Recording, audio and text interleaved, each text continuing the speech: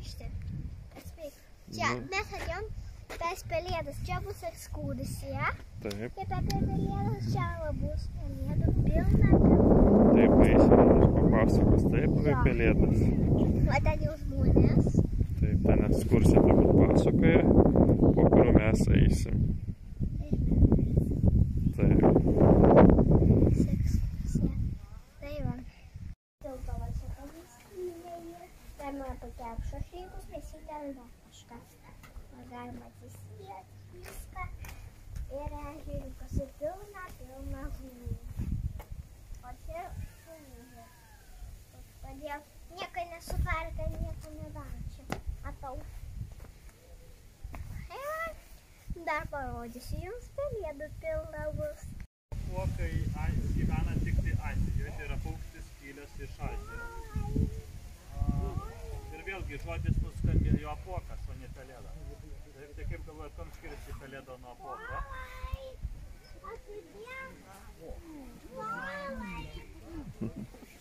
Neklausau. Jau turbūt primaitinot, jau persivalgyti, kiek daug davėt.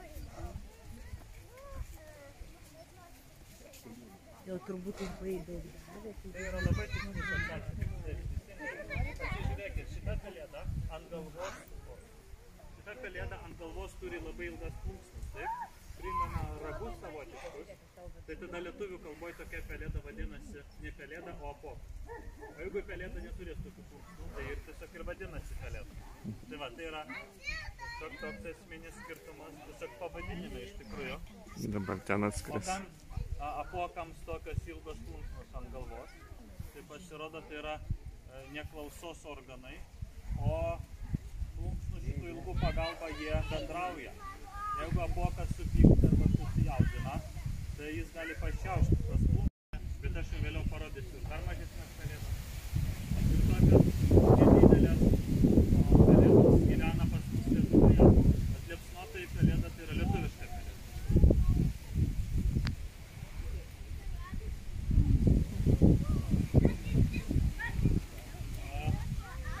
Kaip pelėda skrenda, ar daug triukšmo nekelia? Visiškai be garso. Pasirodo, pelėdos moka skraidyti visiškai be garso. Tai yra patys tyliausiai skraidantys paukščiai. Kodėl pelėdos tyliai skraido? Turbūt aišku.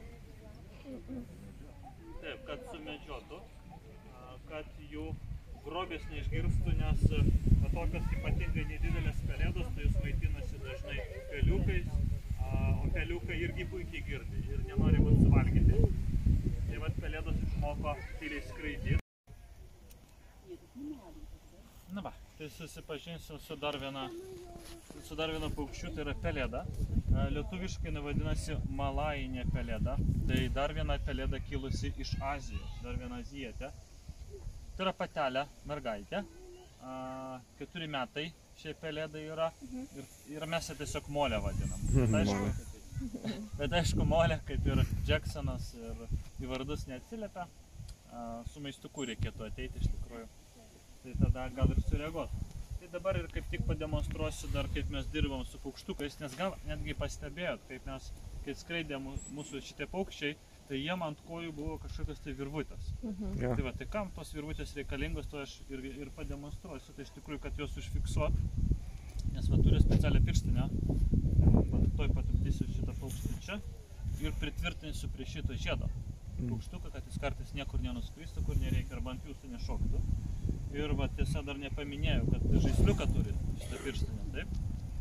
Tai žaisliukas reikalingas irgi, kai skraidinam pelėdas, tai labai patogu būna atkreipti dėmesį arba pasikviesti pelėdą prie savęs. Tai pajudini va, kadangi pelėda gerai mato ir girdi, jinai tada susidomi ir tada pas mus, pavyzdžiui, atskrenda. Nu va, molė, man atrodo, nelabai reaguoja į šitą judesį, nes jinai nėra išdresuota ir iš viso labai sunkiai jinai dresuojama yra. Ne visi paukščiai va taip gražiai skraido, kaip jūs matėte. Reikėjo sakyti, būtume pelių atsivežę, gal sureaguoti. Žinokit, nelabai. Nelabai. 4 metus bandom, nereaguoja. Kiekvienas paukštis pasirodo turi savo charakterį. Ir būna tokie paukščiai, kurie nenori darbuotis, nesiklauso mūsų, nors tokia. Bet vėlgi, Per 4 metus jinai išmoko gražiai tupėti ten, kur reikia. Mhm. Tai irgi yra labai didelis pasiekimas. Būna paukščių, kurie ir to daryti nemoka. Tai va, tai, pavyzdžiui, patupdai čia, tupė, ant kalno kur nors nuneši patupdai tupė, ant rankos patupdai irgi gražiai tupė. Tai irgi tai yra darbas ir išmokinti gražiai paukštį tupėti. Tai čia beje tokia yra pakila padaryta, jinai čia negyvena, o tik tai dirba, kol mes turim lankytojų, nes kai baigėsi ekskursijos, tai aš tada pažiūmolę ir kitas pelėdas, kurias pamatysit, aš atrišu ir nunešu į voljerus. Voljerai tai yra dideli aptvarai ir ten pelėdos gyvena jau be virvučių. Nu tai va, tai jau paimsiu molę ant rankos, taip. Štai prieisiu arčiau ir iš karto turbūt pastebėjęs, kad yra tokia trumpa virvutė. Yra kabliukas.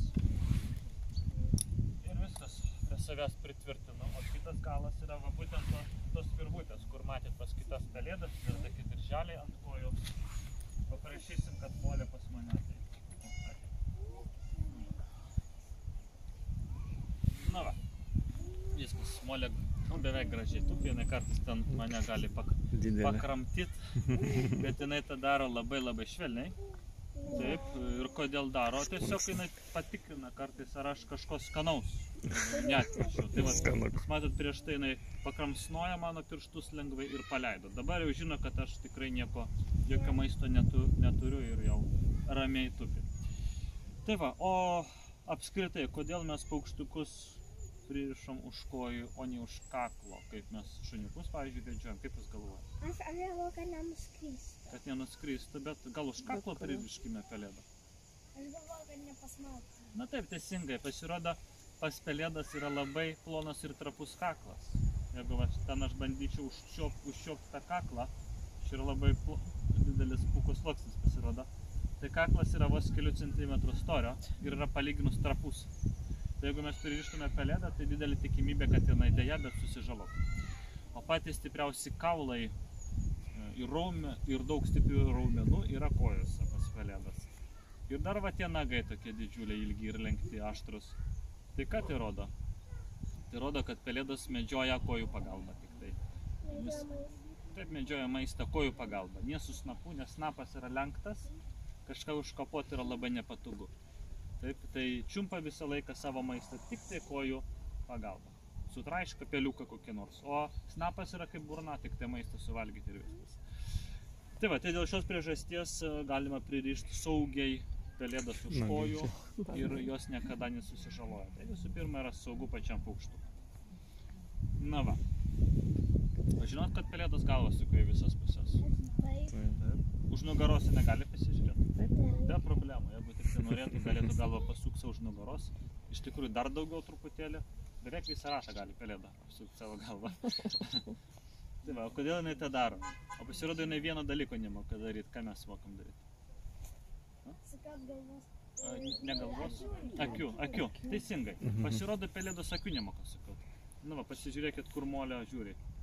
Man atrodo, į vieną tašką. Jeigu nori apsižvalgyti, jinai privalo pasukti savo galvą tik tai. Nes akis nukreiptos tik tai tiesiai. Taip? Kas ten atsitiko su tom akim? Kodėl? Nuo to akis kaip akis, o nesisuka kažkodėl. Pasirodo, akis yra neapvalios pelėdas. Taip.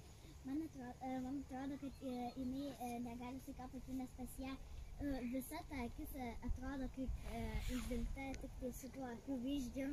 Taip, uždengta su vyzdžiais ir pilnai, akis yra tokio dydžio, kad netelpa galvoje pilnai ir akis yra ne apvali, o pailga, tokia truputėlį, taip, ovali.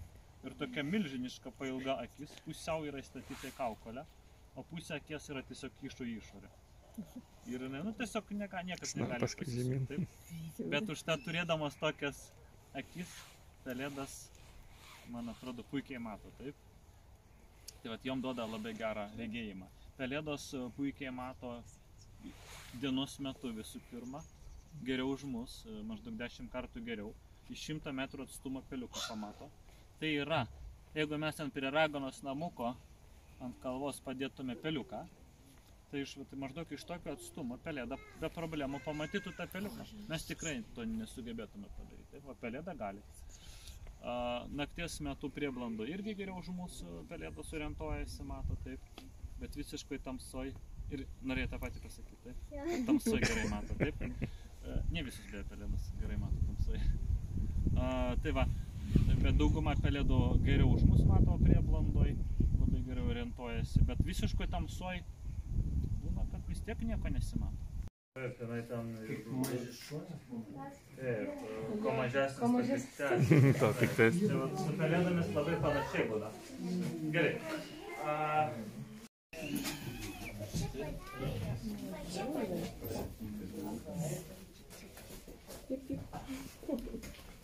Žiūrėkit į jos sparnus. O, kokie dideli. Dideli sparnai, taip. Pelėda labai milžiniška. Tokia milžiniška pelėda, kaip jūs galvojate, kiek sveria? 5 kilogramai? Lygiai kilogramas. Aš 5. Jo, šitą sveria lygiai kilogramą. Čia ne didžioji ta, kur... Ne. Tai va, tai maksimumas būna iki 1,5 kilogramo, kartais pasitaiko individų, bet daugiau negu 1,5 laplandinės pelėdos nesveria.